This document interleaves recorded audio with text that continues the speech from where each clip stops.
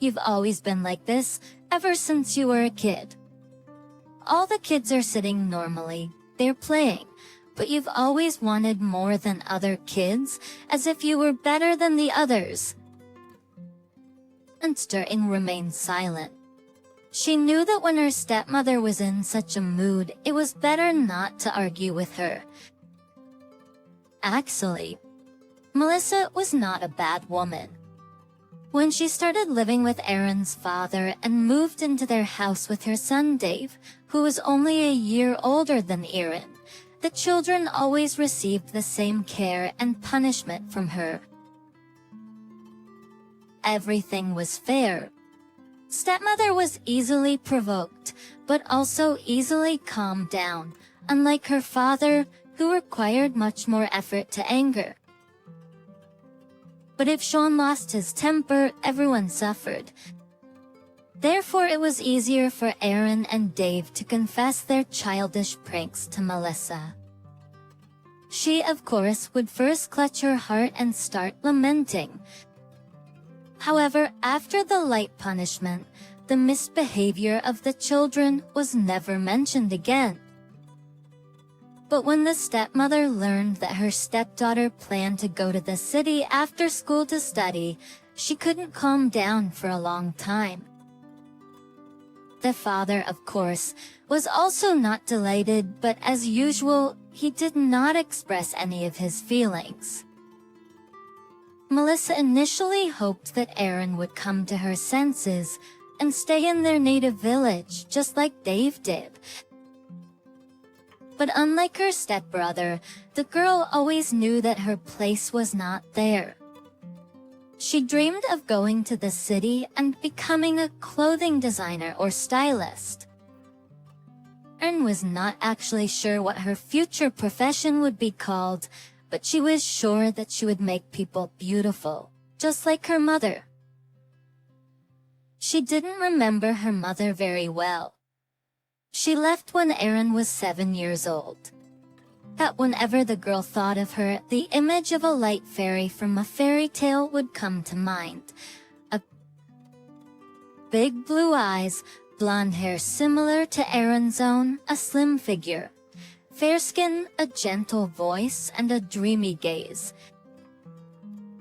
In their village, Aaron's mother seemed like a creature from another world. She didn't know how to tend the garden or feed the chickens. Daddy did all the housework, and sometimes his mother would help.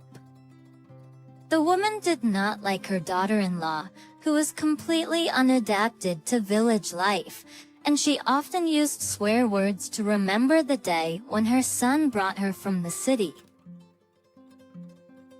Aaron's mother loved doing only 2 things, singing and sewing clothes.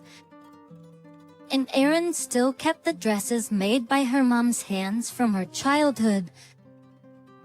Unfortunately, when Aaron was 7, her mom disappeared. The girl couldn't understand what had happened for a long time. She kept asking her father where her mom was and when she would come back. He remained silent. Finally, her grandmother provided an answer. She left you and ran back to the city. She couldn't live here. I told Sean right away that she was no match for him. She didn't belong here. I hope we'll raise you to be a good person, not like your good-for-nothing mother. And soon after she found her son a second wife, a simple, frugal woman experienced in family matters. Here is Melissa, she said to Sean. She's a good woman.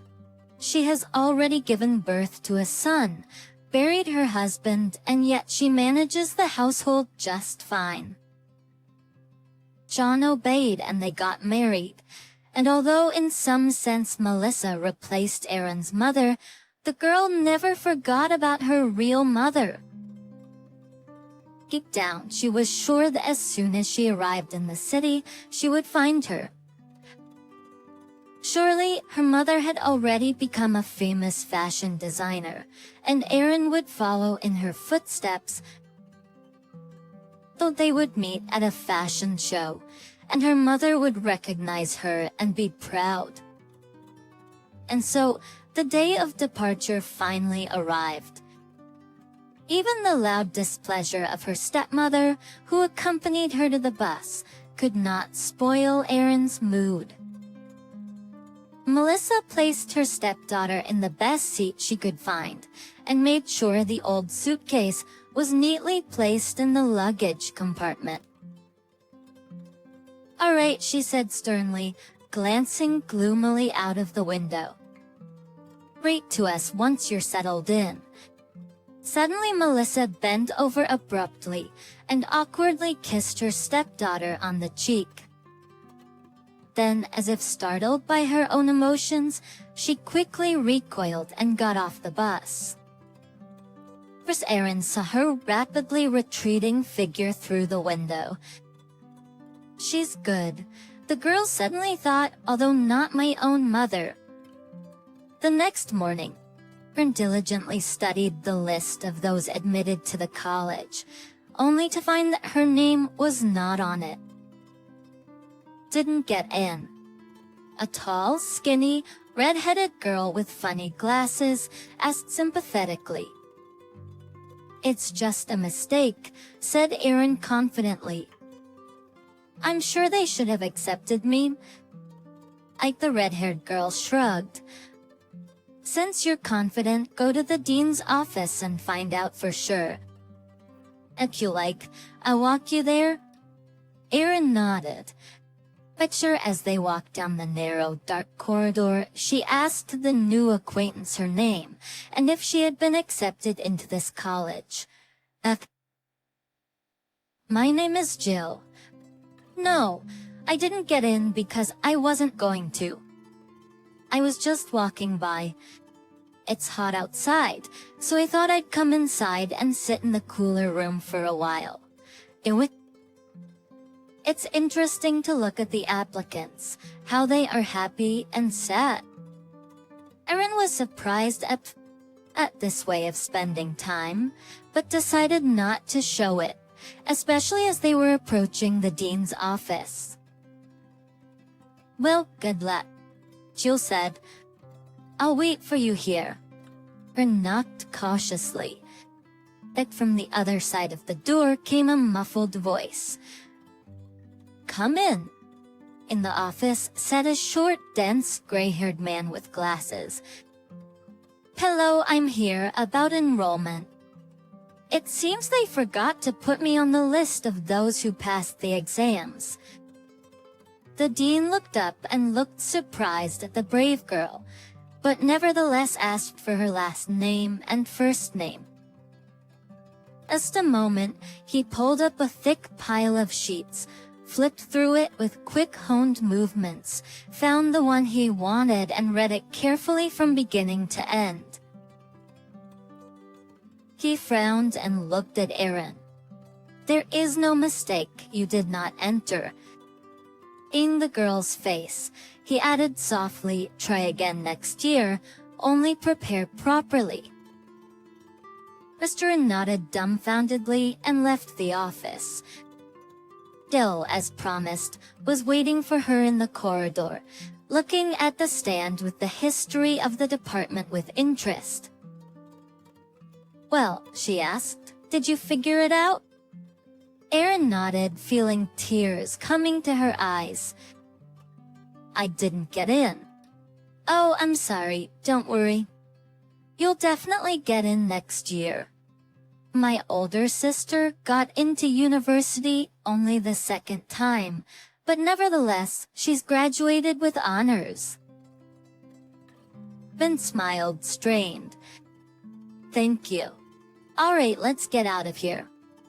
Outside, as luck would have it, the weather was particularly nice. The sun was shining dazzlingly, birds were singing, and the flowers in the flower bed outside the college filled the air with a lusciously sweet scent, as if no one in the world cared that Erin's dreams had just been shattered. "Where are you going now?" Jill asked. Maybe we should go the same way. In fact, I'd like to have a coffee right now and a little snack. Would you like to join me? I'm going to the train station, Erin said, and lightly shook the hand in which she held the suitcase. I came here from the village, and there are no relatives here, Bill asked in surprise. My mom lives here, Erin wanted to say, but held back and only shook her head negatively. Jill looked at her thoughtfully, as if pondering something. Finally, she asked, "Do you want to go back home to the village?" "No," replied Erin. "As the state teen, then let's go and drink kichuns, and we'll figure it out." They went to a small red car. Bill threw Erin's suitcase in the trunk, and they went to drink coffee. 15 minutes later, the girls were sitting on the terrace of a cozy cafe. "Delicious coffee," said Erin. "Thank you for treating me. What was your plan in case you didn't get in?" Erin sighed and lowered her eyes. "I was sure I'd get in. You have to be ready for anything. Meanwhile, I don't want to go back to the village. I thought I'd study, live in a dormitory, get a job. Here's my plan. You can live with me, find a job, and prepare for enrollment the next year." Erin looked at her incredulously. "Why do you need it?" Jill shrugged her skinny, pale shoulders covered with freckles and replied, "Why not?" Jill lived in a large 3-bedroom apartment on the first floor of an old 9-story building. But as soon as Erin entered, she immediately felt an atmosphere of coziness. In the first room, there was a piano with stacks of yellowed sheets with notes on it. Next to it was an old chair, upholstered in cracked brown leather.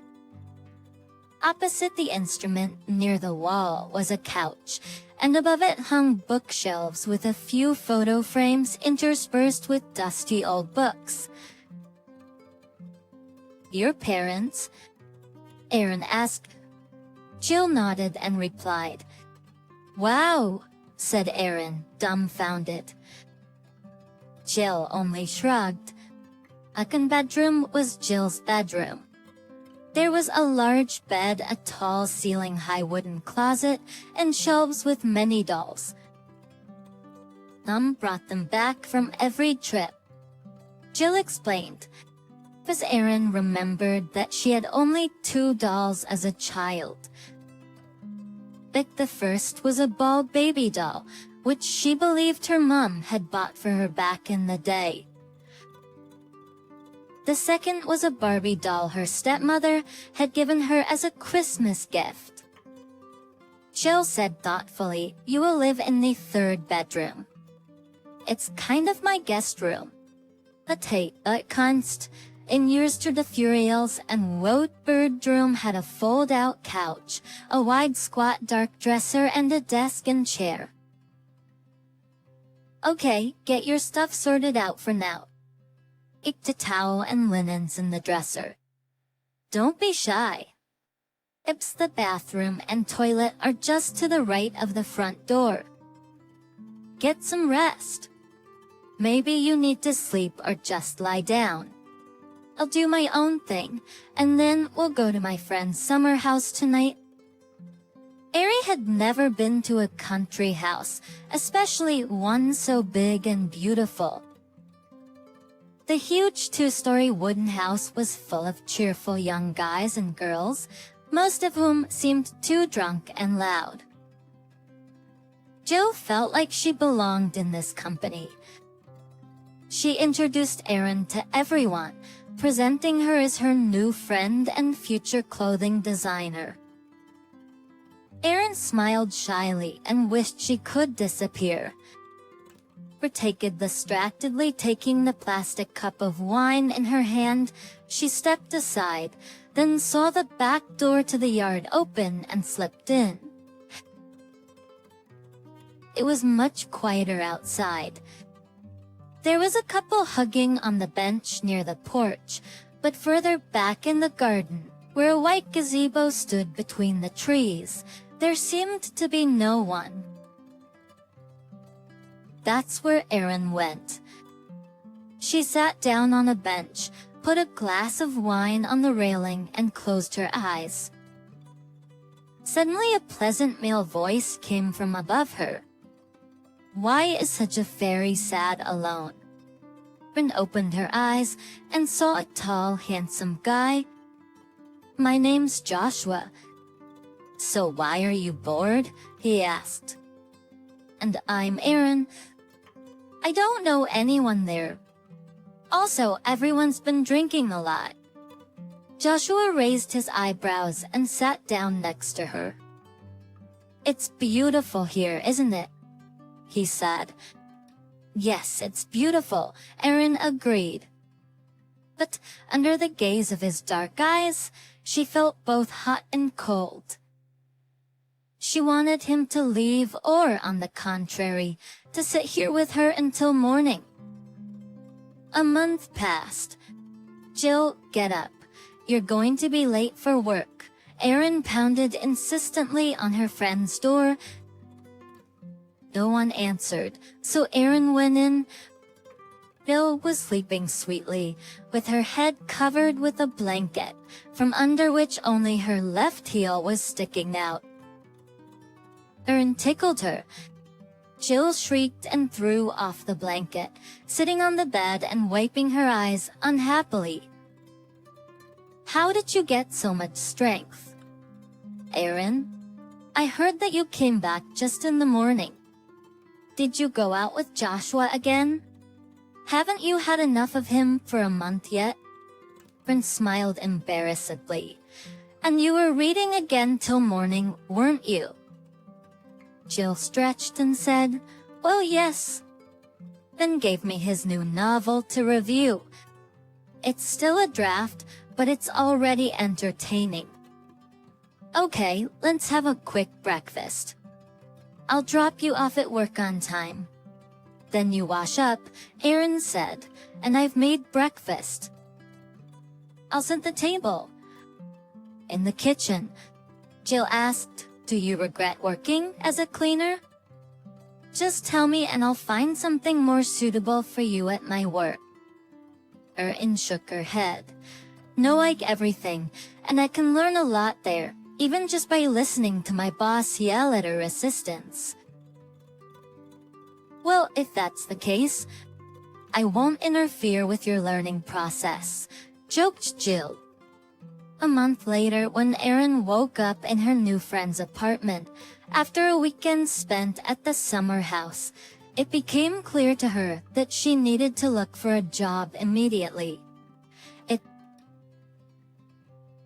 Although Jill said that she didn't have to pay for housing, she still needed money for groceries, transportation, and everything else. But who would hire a young girl without an education? For some reason, Erin remembered the words of her stepmother at that moment. Melissa had said those words to her son Dave, who had graduated from school and didn't know where to find work. "There's plenty of work everywhere. If you want to find a job, go outside and look around." That's precisely what Erin did. She walked around for 2 hours exploring the city, admiring the tall buildings and the big green parks. Next, when she was already tired and headed home, her eyes fell on a small ad on the door. "Full-time cleaner wanted in Cassandra's fashion house." The sign for Cassandra's fashion house was beautiful. It had huge, sleek, white glossy letters on a black background. A high, white marble porch led through transparent doors into a hall with a ceiling adorned with paintings of flowers, clouds, angels, and warriors on horseback. Erin wanted to examine everything in detail, but a high-pitched female voice interrupted her thoughts. "At your house museum. Who are you?" A slender woman in an airy white blouse and a very tight black skirt approached her. "Hello," said Erin. "I'm here about the ad. Do you need a cleaner? Yes, but we have very strict requirements. But just anyone can do it." Then the woman gestured for Erin to follow. Together they walked through the Snow White Hall, which was almost empty, except for mannequins and clothes racks along the walls. At the back of the hall, there was a massive wooden table, piled with colorful fabric pieces, buttons of different shapes and sizes, brooches, belts, and more. There was a large black leather armchair behind the desk where a woman in her 60s was sitting and smoking. She had very short gray hair and attentive black eyes that scanned Erin from head to toe. "I'm ready to start working today," Erin said. Biskenrod grinned. "Actually, we have one requirement. Is to clean well and do as you're told. The main thing is to be indispensable. A quiet, hard-working mouse." "I can do that," Erin said confidently. Cassandra looked at her assistant. "Beatrice, did you hear her? Hired the girl." A take, then she took a drag on her cigarette and tucked some drawings and photos into a black leather folder. "Let's go," Latrice whispered to Erin, barely moving her lips. And so, the girl who'd arrived from the village just a few days ago became a cleaner in one of the city's best fashion houses. But only after seeing everything from the inside did Erin realize how different her idea of style, fashion, and clothing design was from the reality. Rayan was from the reality. She understood why she hadn't been accepted into a fashion school. Erin strictly complied with Cassandra's requirements to be as quiet as water and as low as grass. She silently wiped mirrors, dusted, and collected fabric scraps while catching every word her boss said. She tried to memorize every image created in the studio, and although she worked from morning until evening every day, she never felt tired, especially since Joshua would take her out in the evenings. Erin had never met someone like Joshua before. He was spectacular, energetic, easygoing, and always in a good mood. Watching all the men in her village, regardless of their age, always seemed preoccupied with something, usually thinking about how to make money and how to spend it on alcohol. But Joshua took her to a new place every day. In the span of a month, she looked at the city at night from an observation deck, rode horses, touched dolphins at the dolphinarium, and strolled through the botanical garden. Within a week, Erin realized that she had fallen in love. True, Joshua hadn't said anything about his love to her, but she could see that he felt the same way. It felt like all those years of living in the village with a strict stepmother and a cold father impoverished, and without love or attention, were finally over. Now everything would be fine in her life. In addition to work and meetings with Joshua, Erin diligently prepared for enrollment. She started studying all the textbooks she could get her hands on. One day, she cautiously approached Latrice and timidly expressed her desire to learn more about fashion and style. Follow me, the assistant said nonchalantly, leading Erin into a dusty back room. These are the archives of our fashion house, she explained. Study them, memorize them. Some even have Cassandra's notes on them. For success to be Erin, you're a good girl and good at your job. We haven't had a cleaner last longer than 3 weeks. I can see that you catch every word Cassandra says. And that's right, as Erin decided to come clean. Stick to interactions. I want to be a fashion designer too, and I plan to go to college next year to try it out. Latrice said thoughtfully. What's there to say? That the road will be traveled by the one who walks it. So don't waste any time. Just learn everything from the very basics, perfect your drawing, and move on to our archives. Erin had never felt so happy. The next day was her day off. Joshua had promised to pick her up in the evening and surprise her. In the morning, she did not want to get up at all. After all, the past month was very busy, and she didn't want to miss the opportunity to lie in bed as much as she wanted. She had never had that luxury at home. Her stepmother always woke her and Dave up bright and early and assigned them chores. Purn still remembers how she spent the whole morning making dumplings on the eve of her birthday. The thought of dumplings made her nauseous. The girl opened her eyes and finally shook off sleep. Then Erin jumped up and ran to the bathroom. Jill, she said indignantly to her friend entering the kitchen.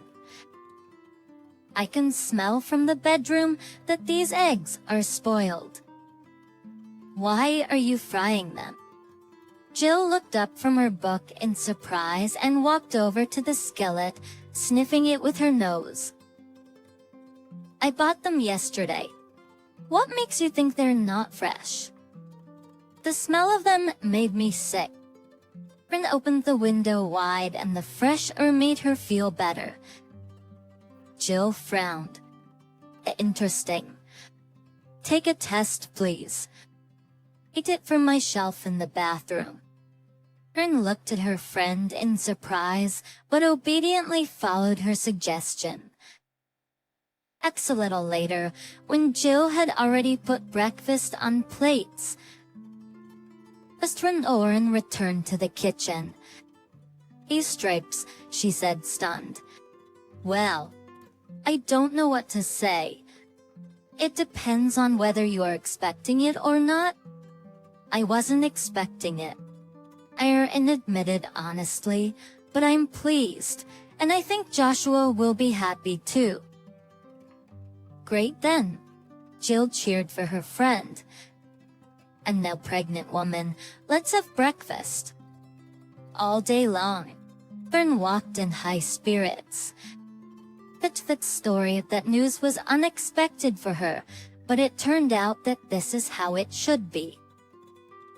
I have to tell my father and stepmother, Erin thought, and at that moment, she remembered that she still hadn't told them that she hadn't gone to college. She felt ashamed. How could she have forgotten to call them? Her father must think that she had become conceited or had run away like her mother.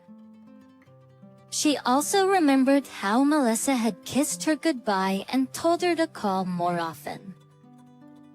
Okay, at least now she had a story to tell. She had a job. She was actively preparing for enrollment. She had a fiancé and she would have a child. In the evening, Joshua was late. He was supposed to pick her up half an hour ago. Call him, Jill said. What if his car broke down or something? I don't have his phone number, Erin said. What do you mean? Jill didn't believe her, thinking she had misheard. I don't know. Somehow I didn't ask for his number. We saw each other almost every day and agreed in advance when we would meet next time. And during the day, he's at work, so there isn't enough. Work, so there isn't enough time to talk. Jill frowned. And where does he work, do you know? No. Okay, what's his last name? I haven't asked. Erin replied, almost crying. Elle came to her friend and hugged her. Let's wait until tomorrow. If he doesn't show up, let's go to his house. Then walked around the room. Jill, what if something bad happened to him? Erin, nothing could have happened to him, so we wait until tomorrow and then we go to his place. That night, Erin hardly slept at all. Images of Joshua getting into an accident, being attacked by hooligans, or the elevator rope breaking flashed in her mind. She slept for a couple of hours and woke up early, feeling completely exhausted. Jill? She knocked cautiously on Jill's door. Erin, it's Sunday, 8 o'clock in the morning. Let's get at least another hour of sleep. Let's go, please. I can't take it anymore. Okay. Jill sleepily stretched and looked at her worried friend. I can't say no to a pregnant woman. Then Erin was desperately knocking on the door of Joshua's apartment, but no one opened. She hadn't taken her finger off the doorbell button for probably 5 minutes.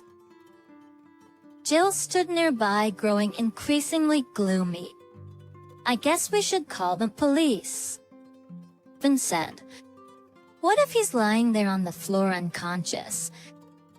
Well, yes, Jill said in a strangely colorless tone. At that moment, the door to the apartment across the hall opened. What's with all the noise in the early morning?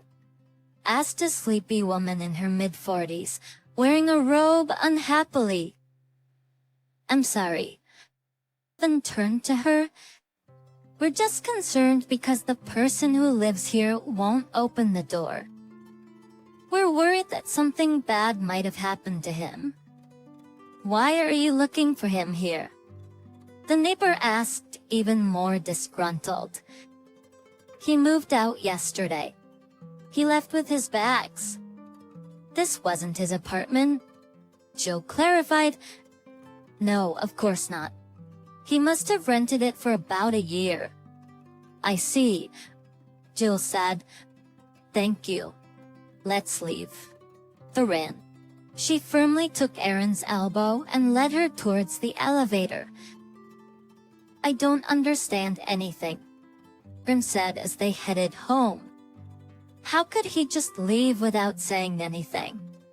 Jill pressed her lips together, gripping the steering wheel even tighter. It was as if she struggled with herself for a while, but she finally said, to me, I'm sorry to have to tell you this, but I don't think there's anything wrong with Joshua. He only used, and other women. How could you say that about him? Jill braked sharply and parked. She turned to her friend and looked at her.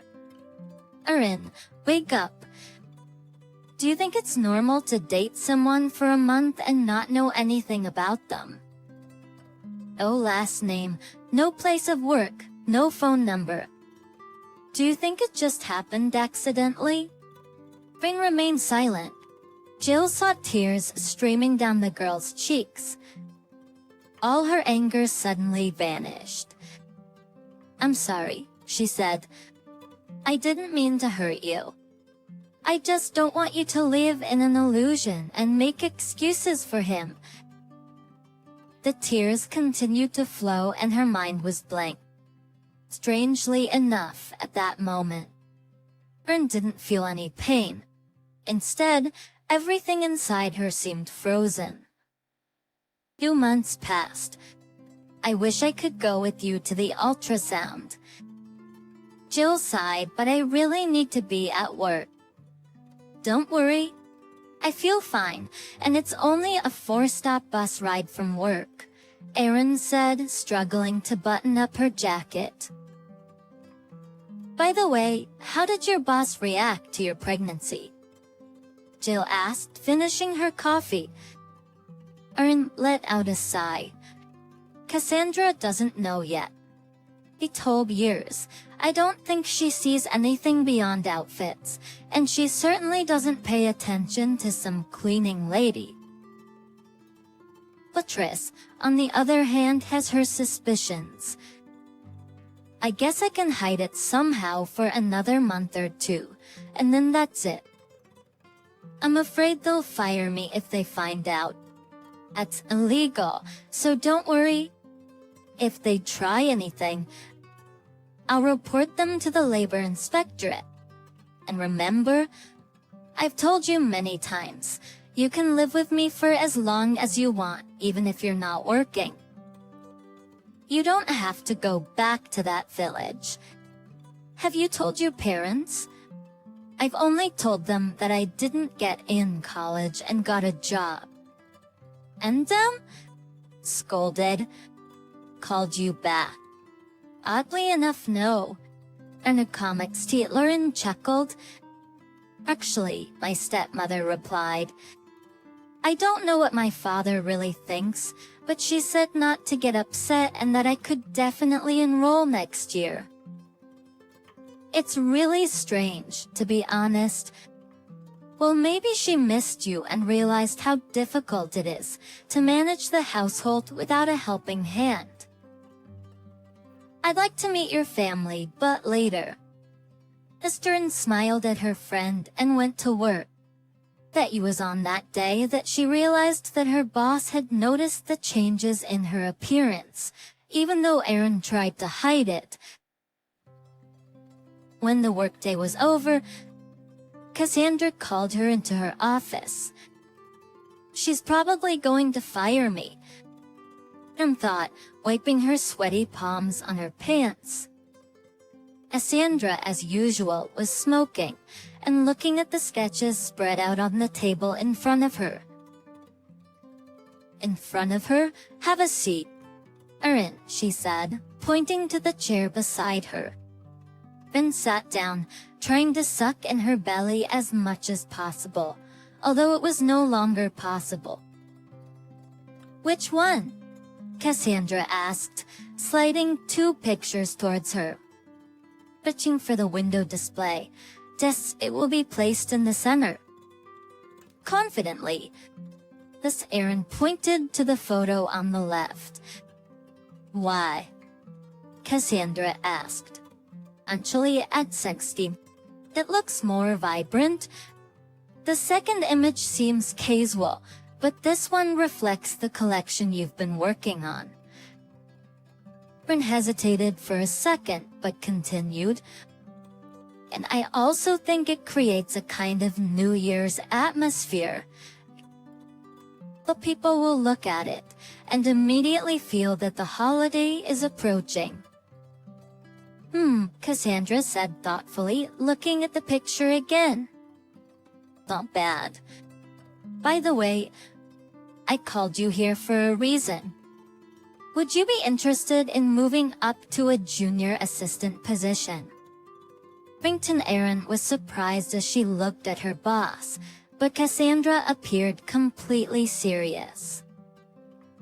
Of course, answered Erin. Great. Don't be surprised. Beatrice told me about your plans for the fashion world. I'm not blind myself. I can see that you don't miss a single word. And by the way, soon you can't wash the floors with your belly. So you know, asked Erin in surprise.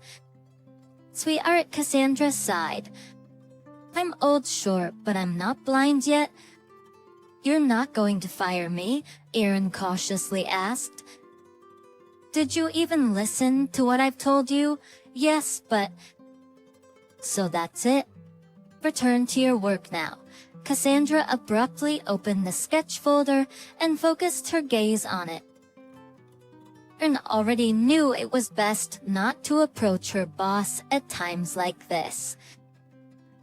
She carefully stood up, whispered, "Thank you," and left. Later that evening, Erin stood at the bus stop and waited for the bus. She stepped from foot to keep warm. There was only one elderly lady at the bus stop. Although Erin didn't like staring at strangers, this woman caught her attention. She was wearing a long red plaid woolen coat, and in her arms sat a big black cat who was carefully watching Erin with big green eyes. Finally, the bus arrived and Erin and the old woman got on. Even at the entrance, the driver shouted sharply, almost causing the girl to drop her bag. Erin paid, walked through and sat in the first seat of the empty bus. The elderly woman stopped in the aisle, made the cat comfortable, and began searching for something in a small, beaded black purse. "Hurry up, please," asked the impatient driver. "Just a moment," replied the old lady politely. There's a coin somewhere in here." The driver let out a loud, defiant sigh. The elderly woman searched her bag even more diligently, while the cat meowed unhappily. "Take it," Erin said, holding out the money to the driver. He grumbled but said nothing. The girl returned to her seat, and the elderly woman sat down next to her. "Thank you, my dear." "You're welcome. Are you going for an ultrasound?" "The stood up to me here," the woman asked. "How did you guess?" The woman smiled, stroked the cat, and gestured towards Erin's belly with her eyes. "It's not hard.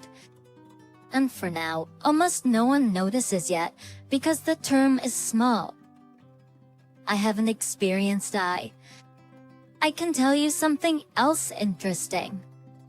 The black cat suddenly stood up, stretched, and climbed from the old woman's lap to Erin's lap. "That's a good sign," said its mistress.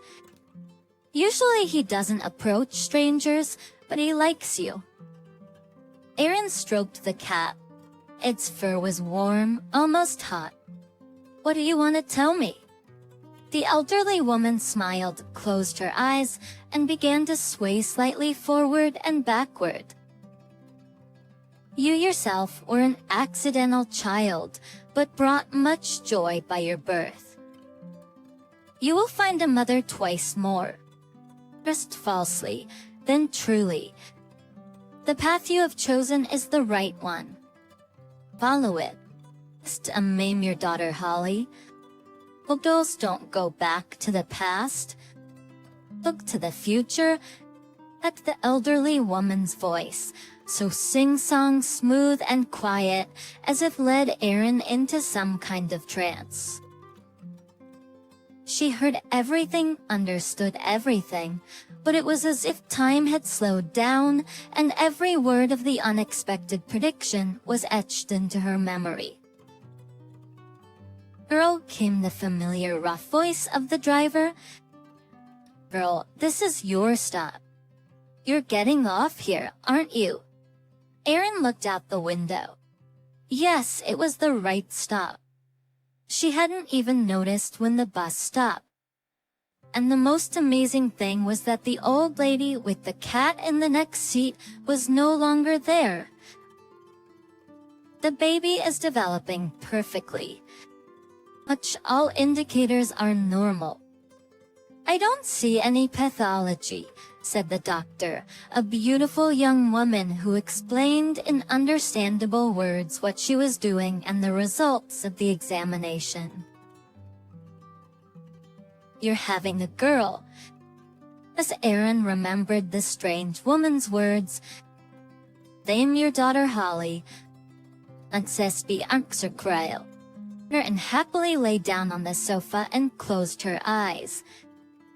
Finally, she could relax after a day full of events and reflect on everything. Her feelings towards fortune tellers, clairvoyants, and other mystics was hard to define. "I should remember what the old lady with the cat said. It's a beautiful name. Joshua would like it." Every time Erin thought of Joshua, her heart clenched with pain. With pain, she instinctively placed her hand on her belly. She would never admit it to Jill, but deep down she still held on to the hope that he would return.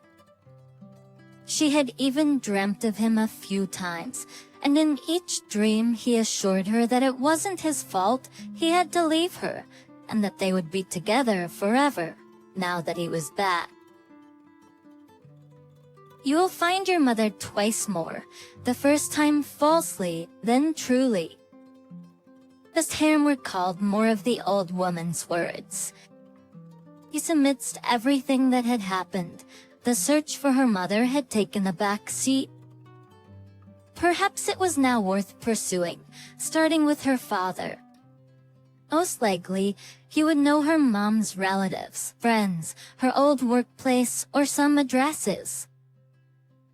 Without delay, Erin went to her hometown. As she walked along the familiar street, she felt a strange sensation. It was as if she had never left, and yet had never been there before.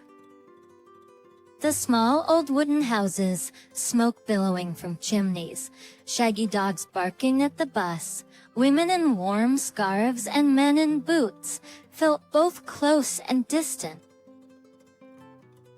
It was as if Erin had seen it all in a past life. Upon seeing her house, she realized how much had changed in the past 6 months. She had left as a little girl, a schoolgirl of yesterday, and returned as a future mother. "Thurin is here." Her half-brother's voice rang out. Dave was chopping wood when he spotted her. He dropped the axe and ran to her. But with his ruddy cheeks and hair sticking to his forehead, he embraced his half-sister tightly, lifting her up and spinning her around. "Dave, let me go," Erin laughed. "I'm very glad to see you too. Teachers, our parents at home." Dave nodded and they entered the house. Dave kept his huge arm around Erin's shoulder and didn't want to let go the entire way. Erin felt suddenly ashamed that she hadn't called him once during this time. Her half-brother had always treated her like a sibling. Inside, she was greeted by her stepmother, standing by the flower-covered table, cooking as usual. Her father was not in sight, likely sitting in front of the TV. "Mom, Erin's here," Dave shouted. Melissa turned her head and gasped. But for a moment, it seemed as if the stepmother was pleased with her, and even as if she wanted to embrace her stepdaughter. But after a second, as if embarrassed by her impulse, she put her hands to her sides and spoke, pretending to be angry. "Well, look who's come to us all of a sudden. For half a year. I've hardly heard a word, and now you just drop in unexpectedly like snow on my head." The stepmother took a noisy breath as if regaining composure and continued. "Come in, take off your coat. Why are you standing there? It's as if you've never been here before. And come to the fireplace quickly, you're freezing. Your nose is white. Dave, make her some tea with ginger." Erin's father appeared in the kitchen. He wiped his eyes, confused, and didn't immediately realize what the commotion was about. When he saw his daughter, he didn't even smile. "Hi, Daddy," Ben said and hugged him. The father hummed oddly, barely hugging his daughter back. "Sit in the living room for now," Melissa commanded. "We'll be having dinner soon." Erin, her father and her stepbrother made their way into the living room. The father turned up the volume on the TV and returned to watching his favorite program. Dave asked, "How's work going?" "It's fine. They even promised me a promotion. I'll be a junior assistant now." "And how about you?" The young man shrugged. "Wait, I'm home for now. After the new year, I'll go to the north for a 3-month shift." "Wow," Bryn wondered. Her brother looked pleased. "Mom's worried," he said. "It's as if you aren't happy with this idea either, but I'm glad. I'll make money and I can finally see the world outside our hometown." And suddenly realized that Dave probably never went farther than their village.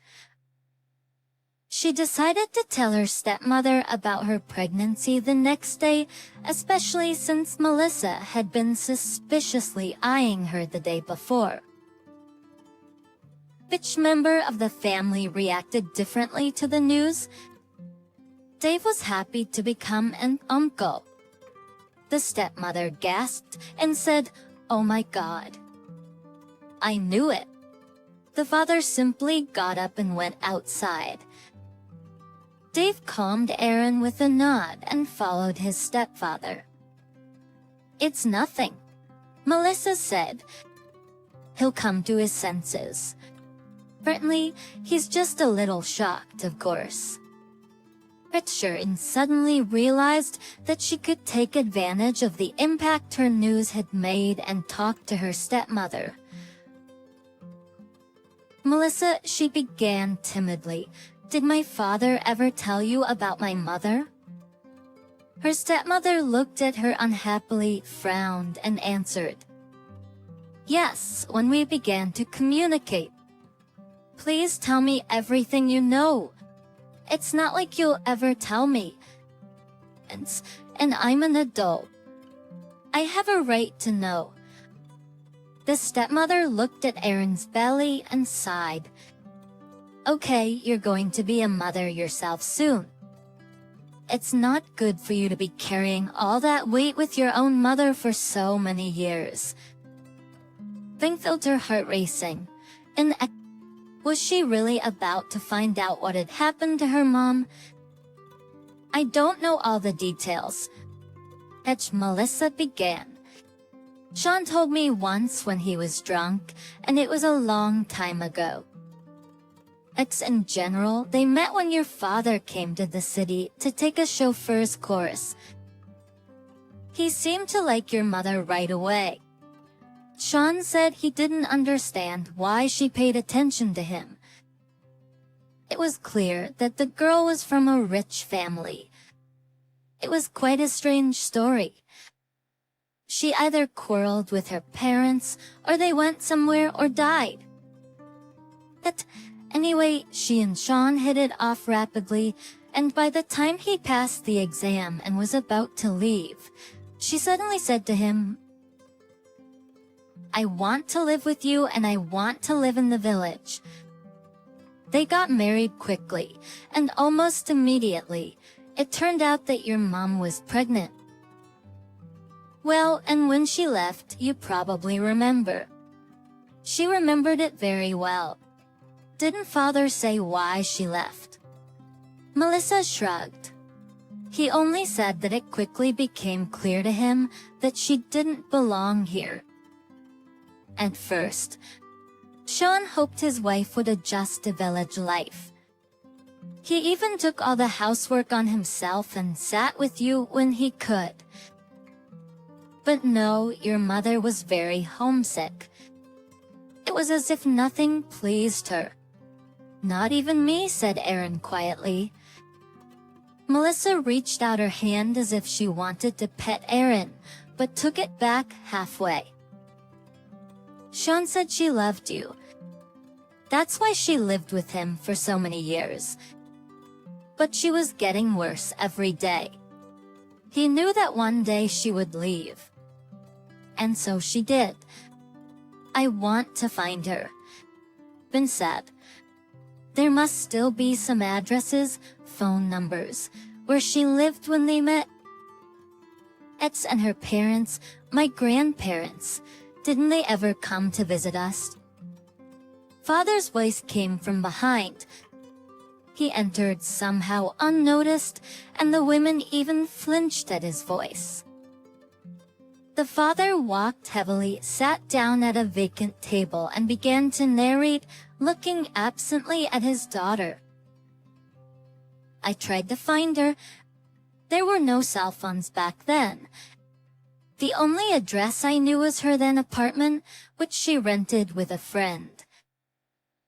8 years later, other people lived there, and no one had heard of your mother. Her parents, I've never seen either, as if she had a big fight with them, and hasn't spoken to them for months at the time of our meeting. I don't even know if they know they have a granddaughter.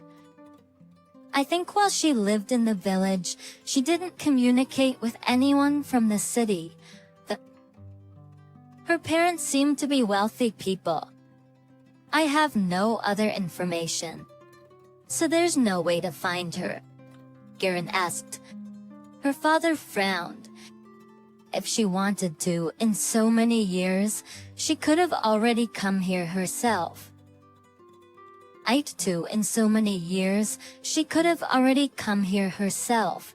If not to me, then at least to you, or at least sent a birthday card.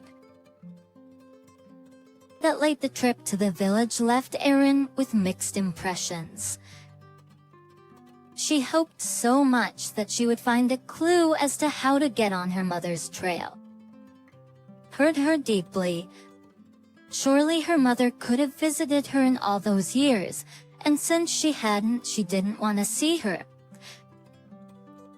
Well, she would soon have a daughter of her own, and Erin would take care of her. Tell me, how is your trip? Jill asked her. After listening to her friend's long story, she sighed. Well, what is there to say? I guess your father is right. And really, you have many other things to do now. There's a promotion coming up at work, isn't there? Erin smiled, as the thoughts of work were nice. Of course, it's only called Beautifully Junior Assistant. In fact, there will be almost no difference in salary. Yes, and the work will consist mainly of bringing and serving. You'll pass everything. Jill said confidently. You'll be one step closer to your dream. It's not like scrubbing floors. You're right, as always. All in all, I'm happy with everything. I just miss Joshua sometimes. Erin looked at Jill, knowing that she would be unhappy at the mention of her failed fiancé, but she suddenly suggested. I've been thinking, maybe we should ask my acquaintances, those who were at the summer cottage when you met. Someone must have brought him there. You must know someone close to him, or a friend, maybe his parents, his brothers or sisters. Don't. Jill, I was thinking the same thing. But he's like my mom. If he wanted to, he would have contacted me a long time ago. So when I find him, what am I going to say? Pie. Joshua, you're a scoundrel. Here's our daughter. Pay alimony? No way. Polly is my daughter. I don't want him to have any rights over her. I'll raise her myself. If she asks who her father is, I'll tell her everything I know. Jill sighed. Okay, that's up to you. I'll help you in any way I can. Time passed. One day at work, Patrice approached Aaron and asked, Aaron, when is your due date?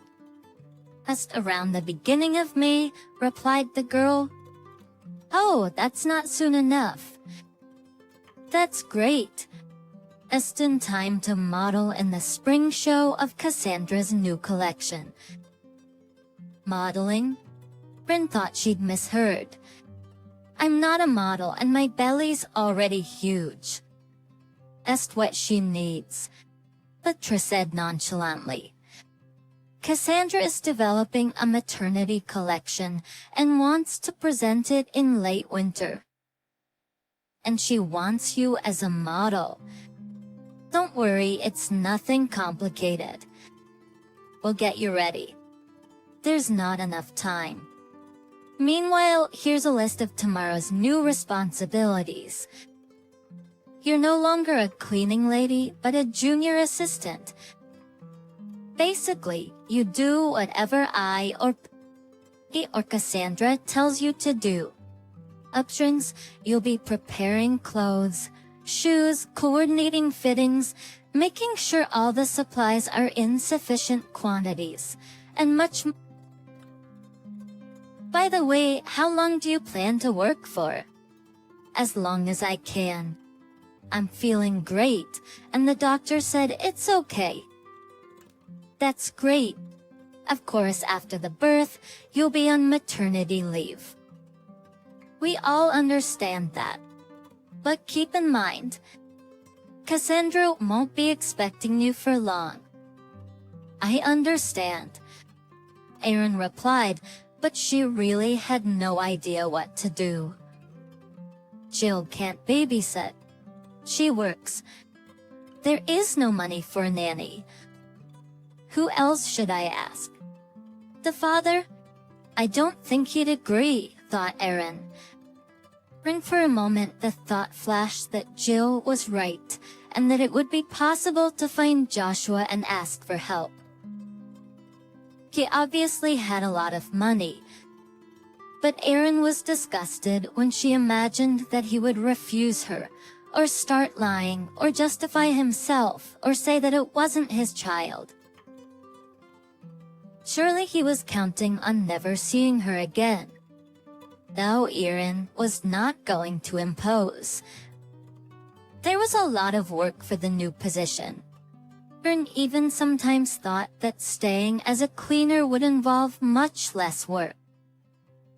But the girl did not complain. She felt great, and at work she was ready to even spend the night. And everything went easily and well with her, as it happens when a person is engaged in their favorite work. Of course, pregnancy made its own adjustments.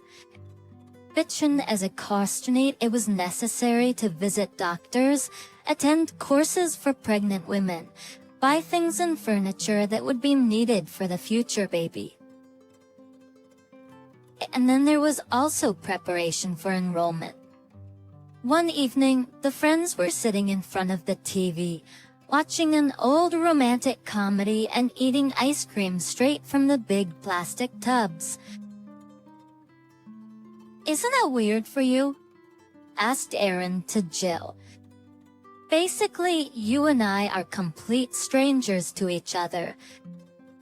We met by chance, and now I've been living in your apartment for more than 6 months, and I've got a baby on the way. Of course, for me, you are an angel who came from heaven, saved me in the most difficult moment. Without you, I would have sat in the village, listening to my stepmother's lectures and milking cows. I'll always be grateful to you, except that sometimes I feel like some kind of parasite who has entered the trust for a good man who lives off him. Jill licked her spoon and shrugged. Oh, this situation doesn't seem strange to me at all. Are you tricking me, plotting to clean me out? Of course no. Aaron replied with a smile. Well, that's just fine. Jill said. I am helping you because I want to. But twin can do it. Remember, a person helps you only if he or she wants to do it, because we always have the right to refuse. I like being friends with you. I'm not the easiest person to get along with, even if it doesn't seem that way at first glance. And you, how can I put it, balance me out well? I don't feel any discomfort from your being here. Much on the contrary, only joy. Thank you, Jill. I hope someday I'll be able to repay you in kind. You're already paying, the girl said. You buy groceries, clean the house? I'm not even talking about the fact that you've practically relieved me of cooking. I hate cooking, and in the future, I plan to tell everyone that I once lived with a celebrity from the world of high fashion. Aaron laughed. All right, tell about it. As for cooking, I like it. I'm also thinking about the future when my daughter is born. First time, of course. I'll stay at home. I don't know, a month. 2? Atrice has made it clear that Cassandra won't be expecting me long from maternity leave. Wait, Jill clarified. I thought you'd be gaining experience with them until you go to college. There's a correspondence department. Then I could stay working at the fashion house and study. Yes, that would be perfect. Jill nodded. But that's just my dream.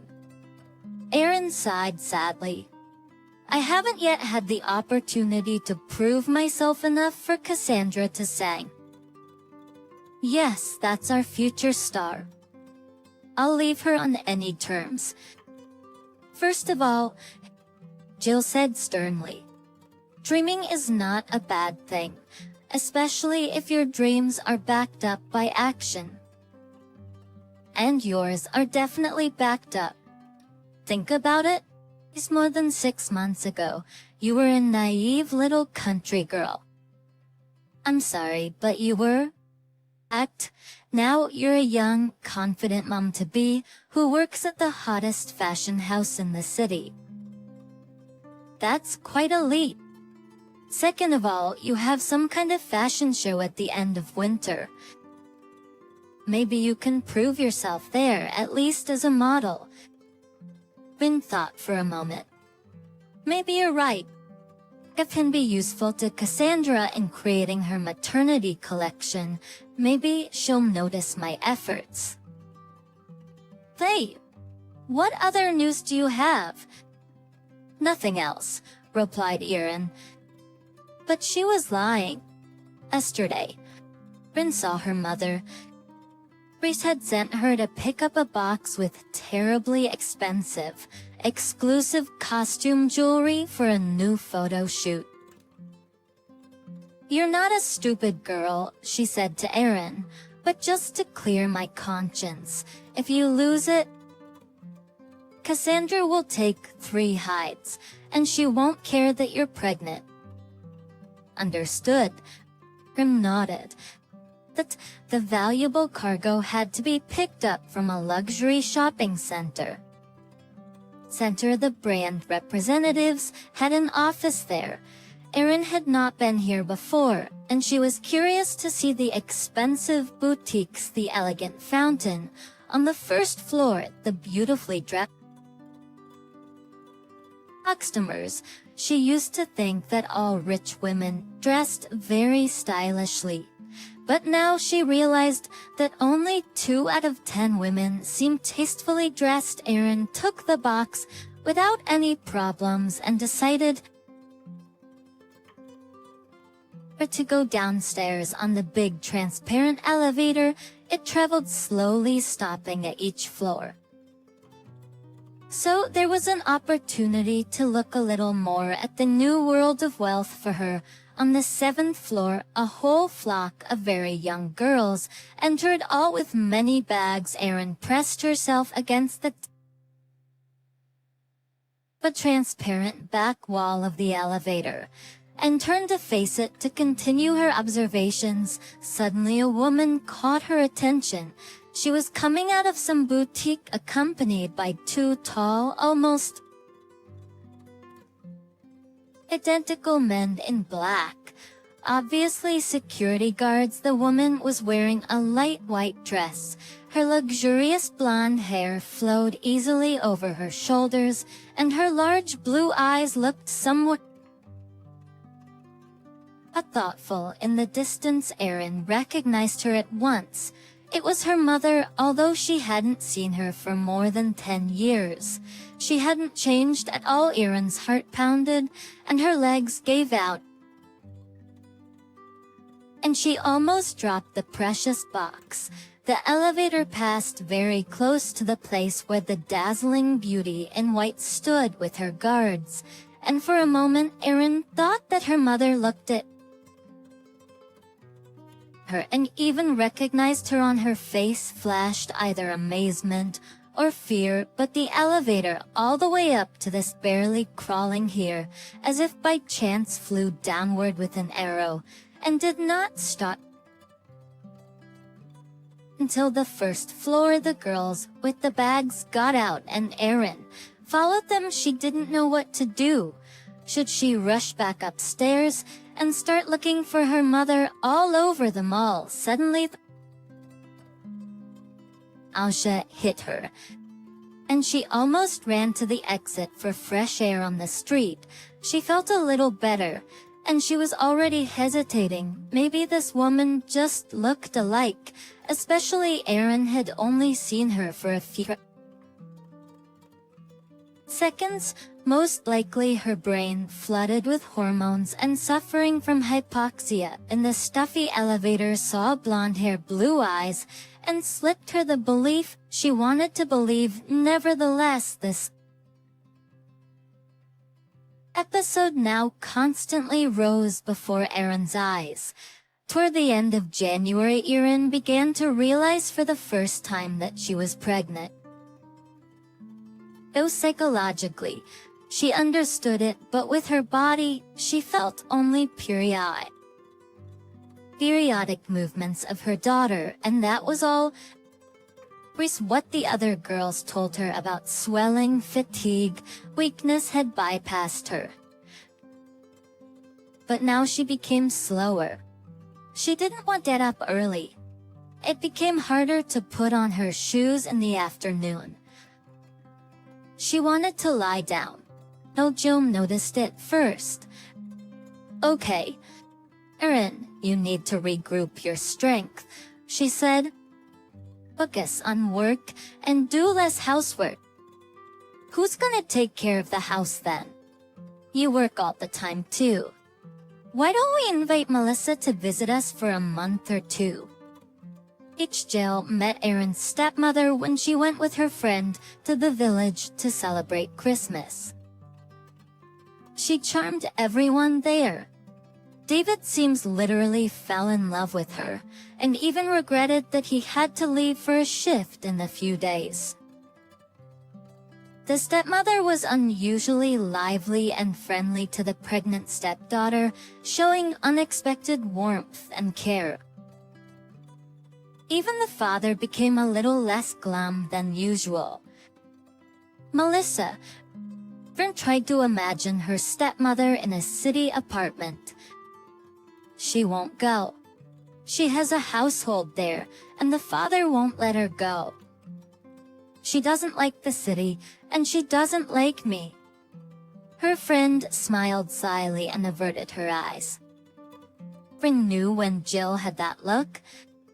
Are you two already making a deal behind my back? She asked, astounded. Well, not exactly made a deal. Elle answered evasively, but before we left there was such a conversation. I told her she could stay in my apartment if she wanted a break from country life. She didn't mind. She was worried about you, by the way. Yes, some help wouldn't hurt, but Erin didn't really want to accept it from her stepmother. Though there was no other options anyway. Okay, let her come. Expedition sighed.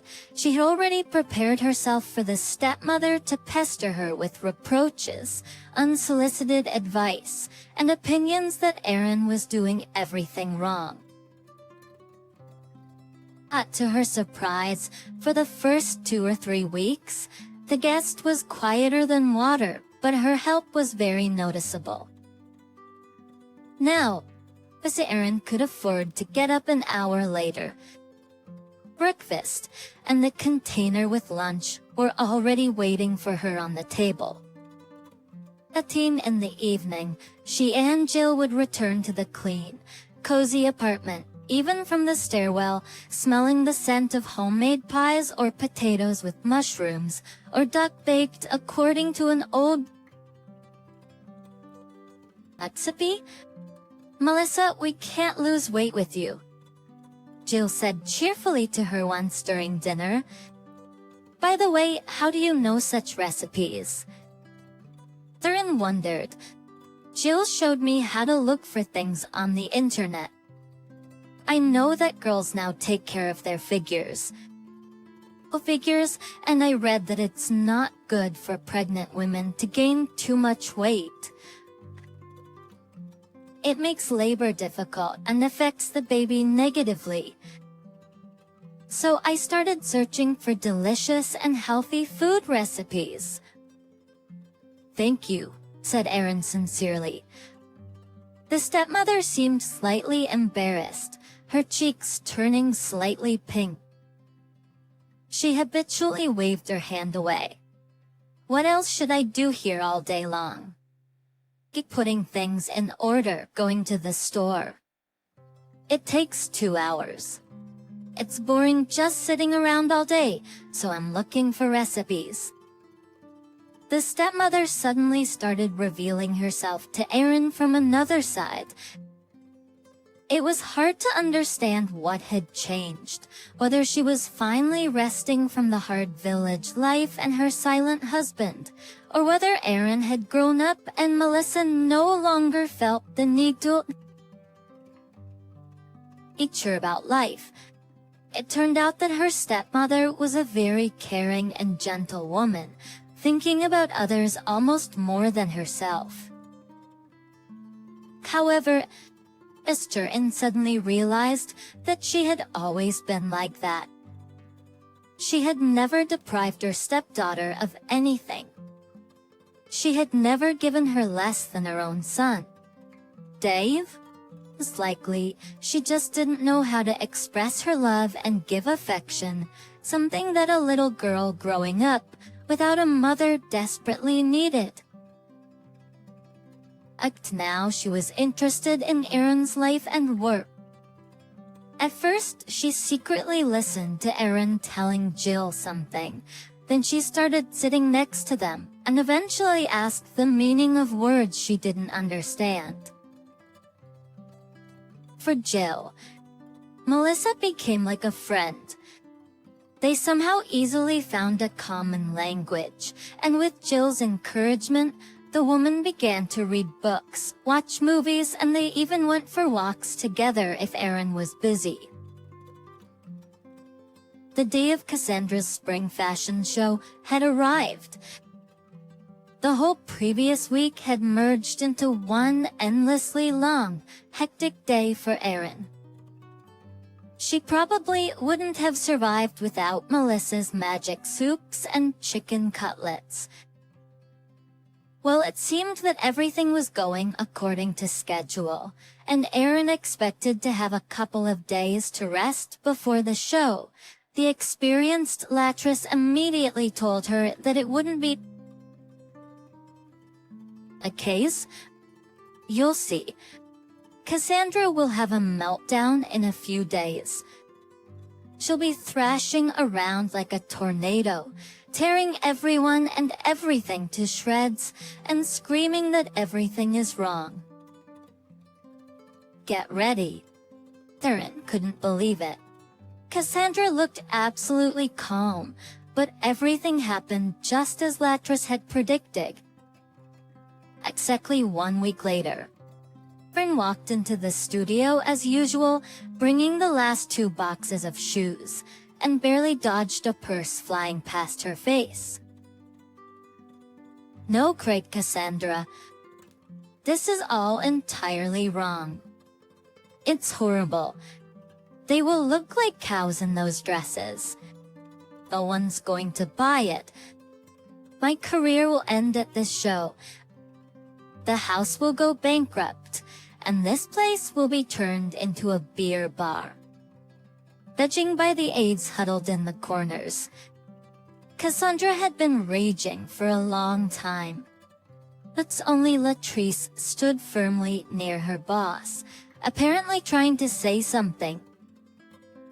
Erin clenched her palms into fists for courage and walked over to her boss with an innocent smile. "Cassandra, let's try it on me now," she suggested in a sweet voice.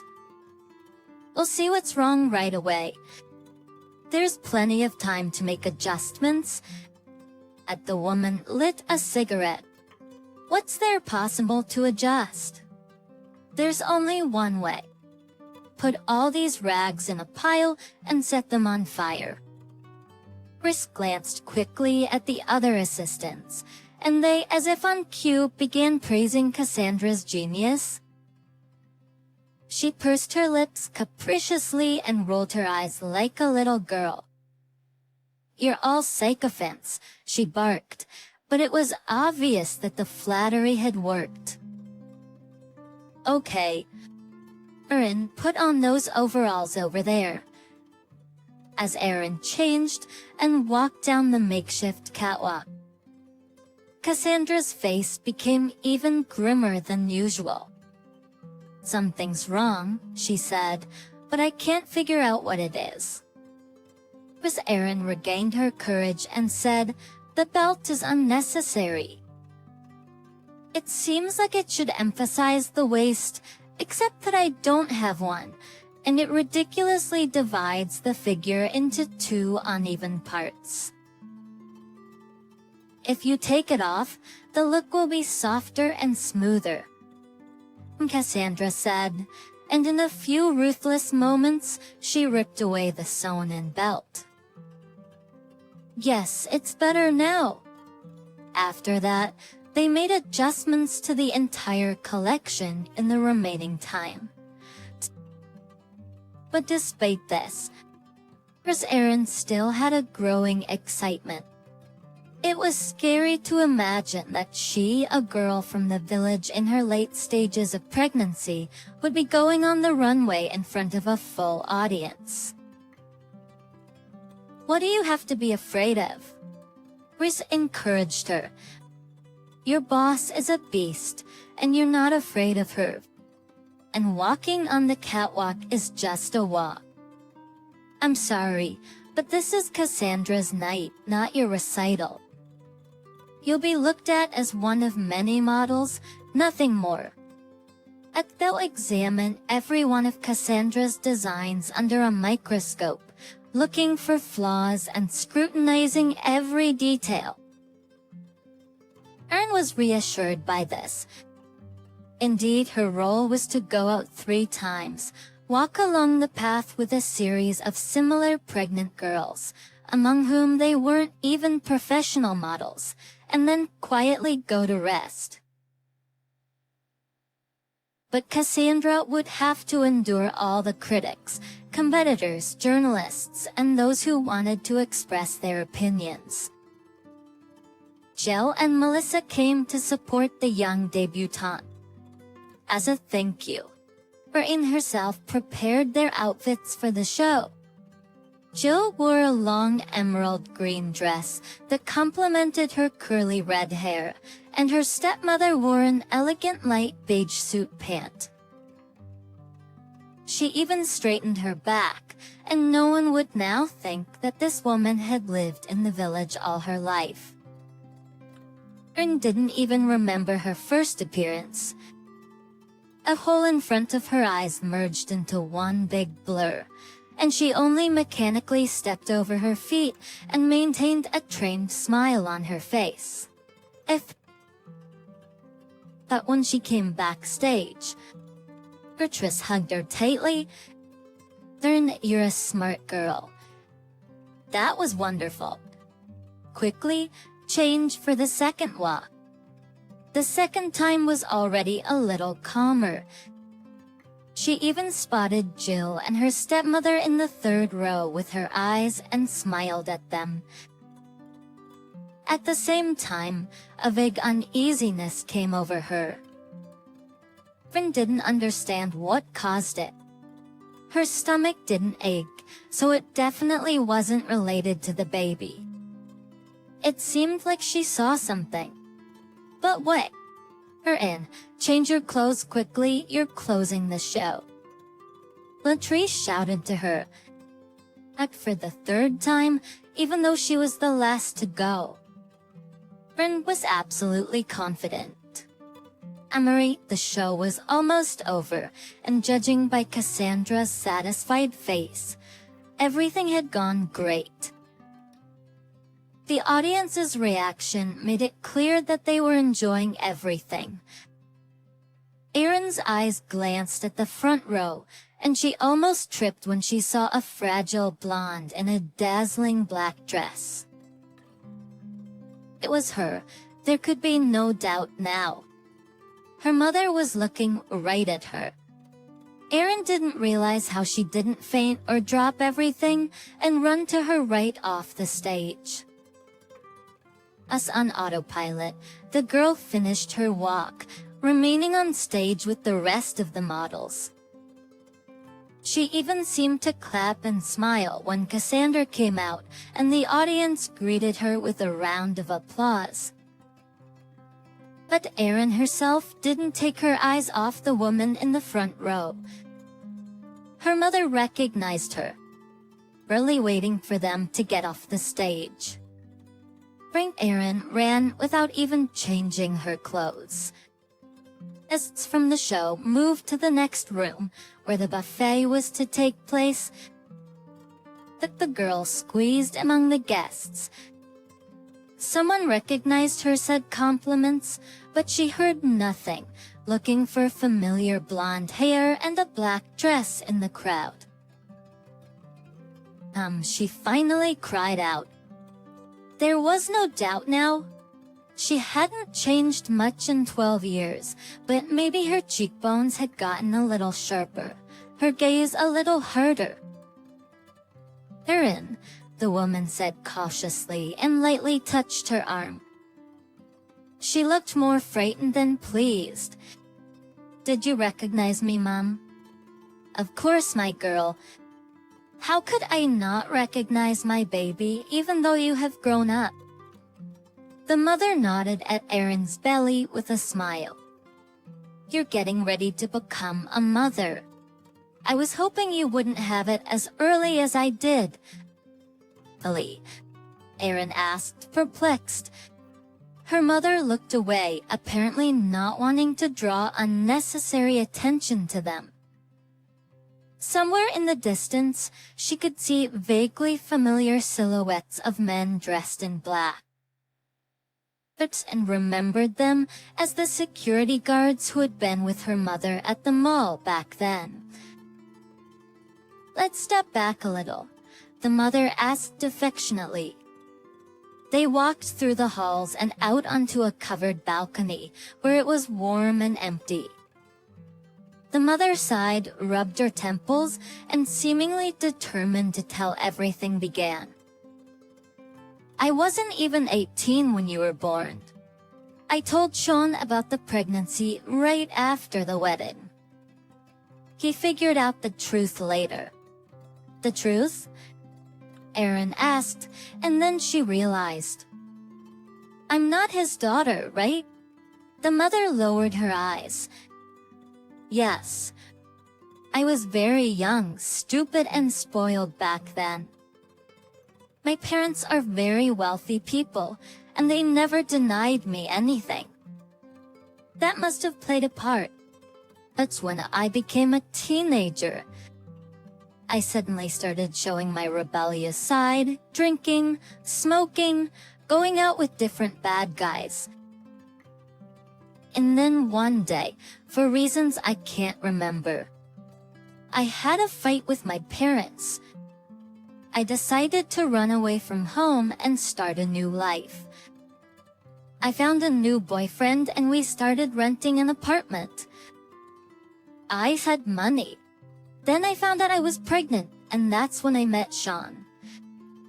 He was so simple, so honest, entirely different from the guys I had been with before.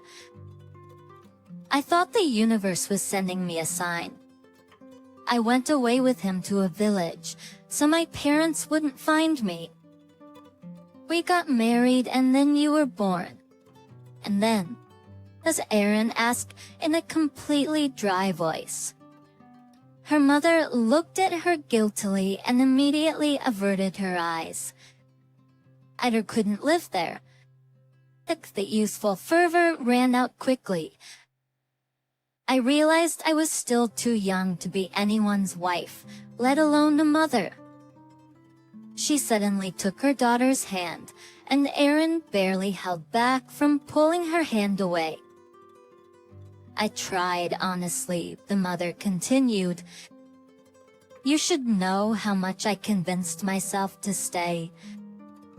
Every night when you and Sean fell asleep, I looked at you and said, here they are, my family, my husband, my child, but I felt nothing.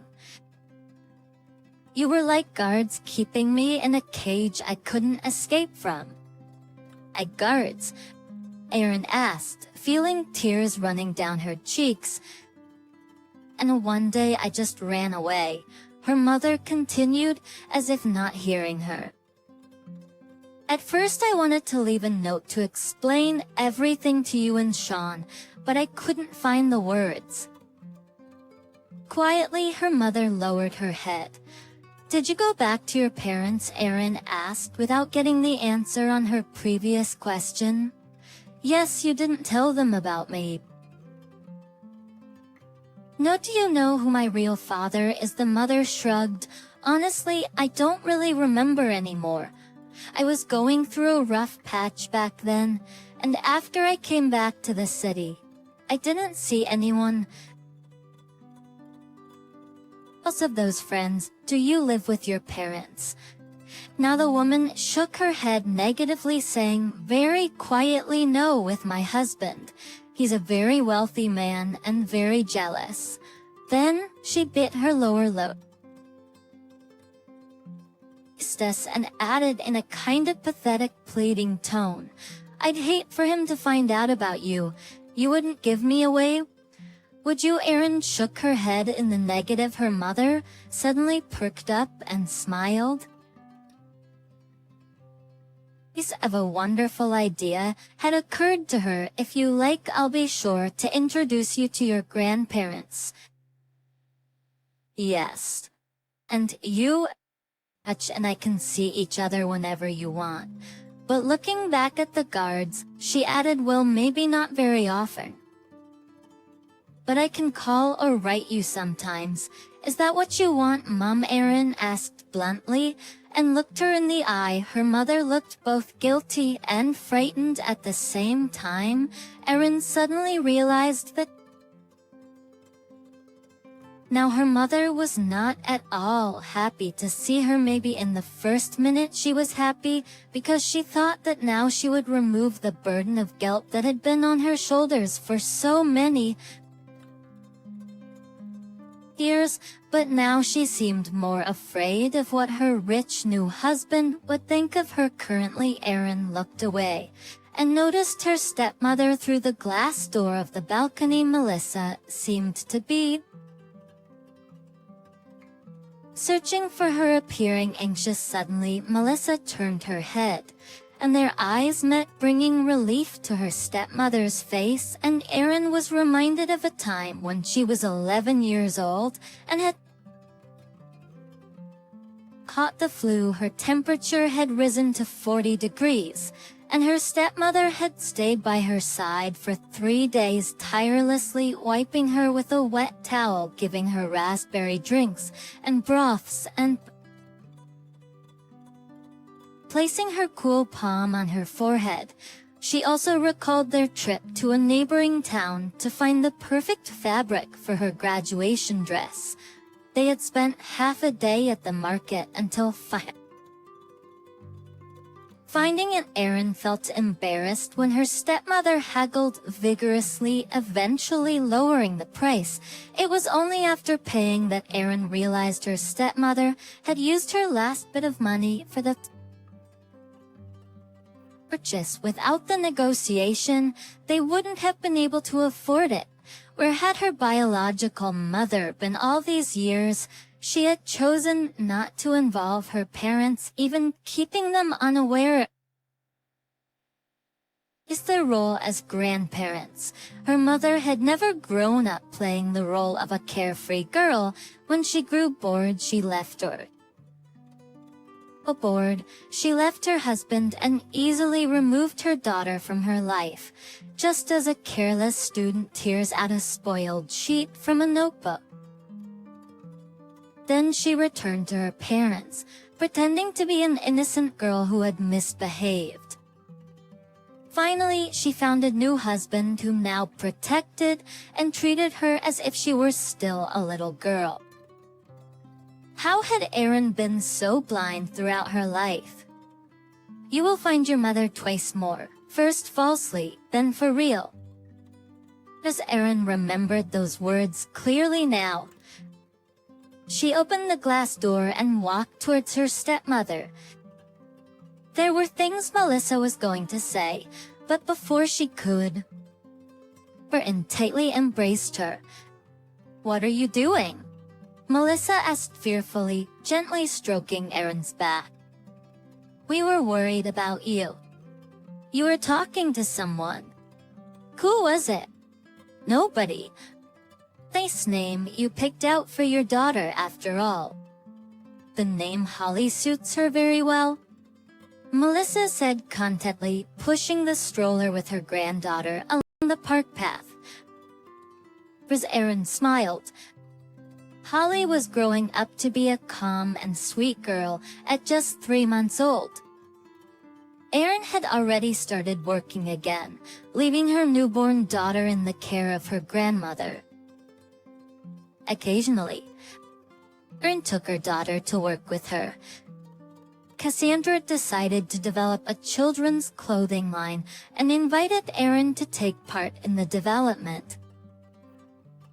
"I think that's a great idea, don't you?" her boss calmly said.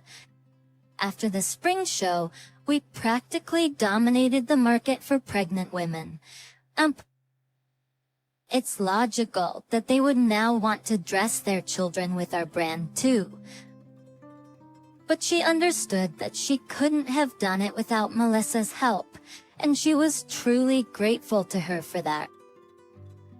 However, it seemed that Melissa enjoyed it too. Sometimes the woman would return to her own home to check on her husband and the house, but she would always come back within a week. "Doesn't your husband miss you?" Jill once asked her. Melissa shrugged. "He was never emotionally attached to me, even when we got married. He used to say, 'I help you raise your son and you help me raise my daughter. We share household responsibilities. That's all our love is.' I am certain he doesn't miss me."